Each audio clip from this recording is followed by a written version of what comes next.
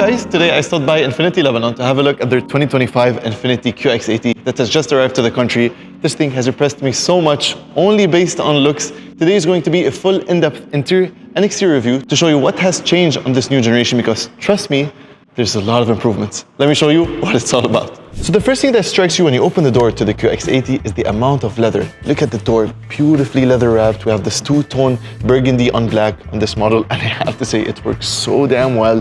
The seats, they're beautiful, they smell really nice, and I love the stitching. It feels like a $180,000 car, let's be honest. We have speakers over there on the headrest to immerse you in your music, and then down below, all the electrical controls, obviously with massage functioning, which you can easily access through a button over here and through the screen, and it overall feels like a premium experience the second you open the door.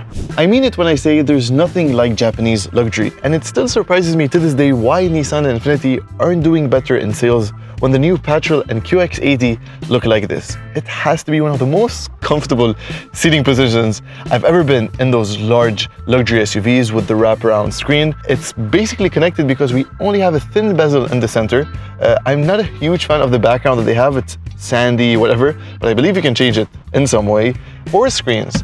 So we have a camera over there on the top for the rear view mirror, because it's a long distance from here to there, and a center screen for your climate control settings, and your gear selection is down at the bottom. Some people have complained about having buttons. I think it's completely fine when you have paddle shifters to handle all your shifting duties. We have Apple CarPlay, Android Auto, seat massage, seat ventilation, and seat heating, ambient lighting, and then a bunch of other cool stuff that you'd like to see. So for instance, let's take a closer look at the steering wheel. You can see we have INFINITI down at the bottom on this D-cut steering wheel, burgundy stitching all across, and a hint of that over here on this horn section with the beautiful INFINITI logo. On the left, you have your normal cruise control stuff with the volume buttons, but on the right, this is where it's new, and it's not complicated, but you have to get used to it, I would say.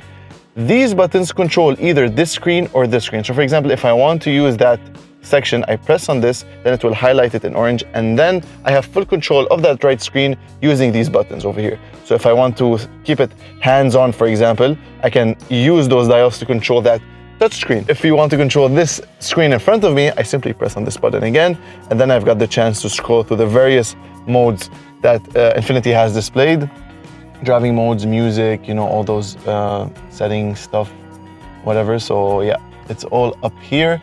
And in your 7-seater family SUV, you must have a lot of storage compartments. So pressing on this button over here, you will get a wireless phone charging pad. So you can store your phone, and it should start charging right about now. And then I can close it so it doesn't bother me when I'm driving. You open this up, you have 2 cup holders. And then when I open this big console over here, you will get a cool box. So you can put your drinks, keep them all cold up in the summer. And then if we go on to the glove box, let me just reach out to that. It's pretty far away from the driver, to be honest. You have, you know, some catalog stuff. It's a relatively smaller glove box. I expected a bigger one.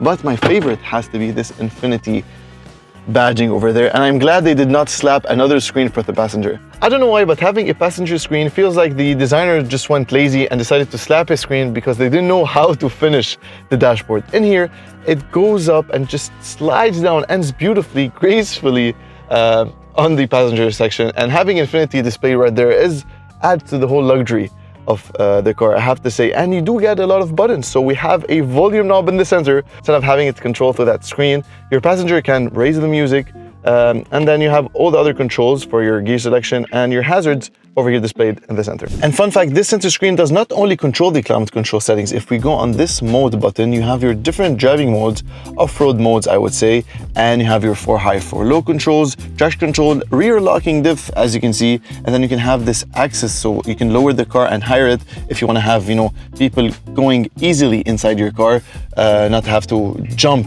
into it. But I mean, yeah, keep it in sport, for example. Now, I didn't seem to see any difference in the display. Let me see if I turn on the car, if the driver display is going to change. Come on. Okay, so it's currently in sport, but we don't have any difference in display. Go back to standard, eco, rock. So yeah, for example, rock turns on your center camera display, as you can see over here, and then I can switch between, you know, 3D, full bird's eye surround view, and then just a bunch of other stuff, which are very helpful for off-roading, definitely.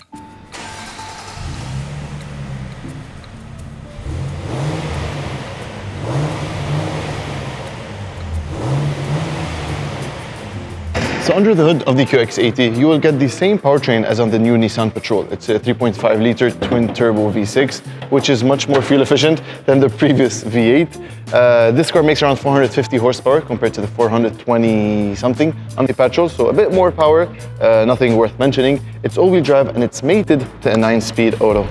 One of my favorite features to have in a 7-seater is the middle row captain chairs. Now, these are not fully captain chairs because we don't have the adjustable armrests, but I mean, it's still spacious nonetheless. You don't have to squeeze next to your passenger. In the center, you get your own cup holders, and then below this huge console area, very deep storage space with 1, 2, and then 3, 4 USB ports for charging. These are USB-C, and I believe there's few more in the back, so all the family is connected. There's a center infotainment system to control your seat adjustments, climate control, and a bunch of other stuff. Again, Infiniti's infotainment system has really improved. And again, more climate control settings over here in the center, with the air vent being on the top. Now, I don't know how annoying, but how good that would be, you know, during summer, having the cool breeze literally across your face. I don't know, I mean, that's cool. And you have speakers literally all across this roof panel. Very well spec'd, this car, I have to say, especially with the autograph over here on the seats.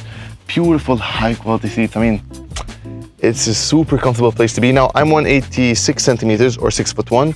Legroom isn't, you know, humongous, I would say, but I mean, it's completely fine.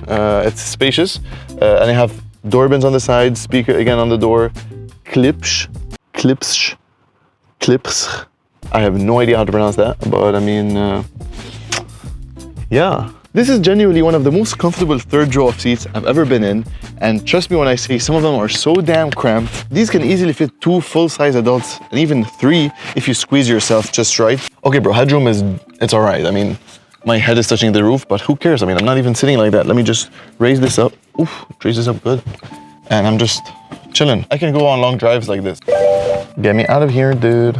So that's basically it for my visit at the INFINITI Lebanon to have a look at the QX80. There was another model in the showroom, so you can see the difference between the trim levels. The trunk is also very spacious with plenty of controls and tethering points. If you'd like to know more about the new QX80, make sure to pass by INFINITI Lebanon to have a closer look. If you enjoyed it, make sure to like and subscribe, and I'll see you in the next one.